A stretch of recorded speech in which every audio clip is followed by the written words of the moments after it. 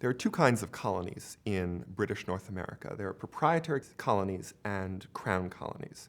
So crown colonies are ones that are under the direct rule of the crown. That is to say, they have a governor who's appointed by the crown, and often a council who's then appointed with the governor.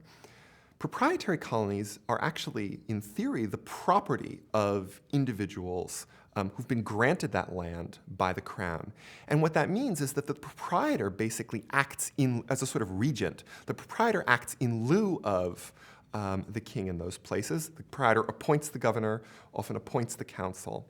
Proprietors aren't necessarily the best people to run colonies. In many cases, they have personal agendas, which are somewhat at odds with those of the colonists. In other cases, they're simply not that interested in their colonies. Now, that's not to say that the crown is necessarily all that interested in the colonies, but they've got people whose business it is to run colonies, so those tend to be a little bit better administered. By the 18th century, most of the proprietary colonies have actually turned into crown colonies. Pennsylvania is one of the last of the proprietary colonies, and so it's a bit of an eccentric case at this point.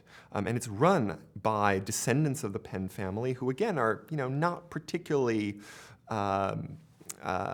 invested in some ways in the colony, and certainly not on the same wavelength as a lot of people within the colonies.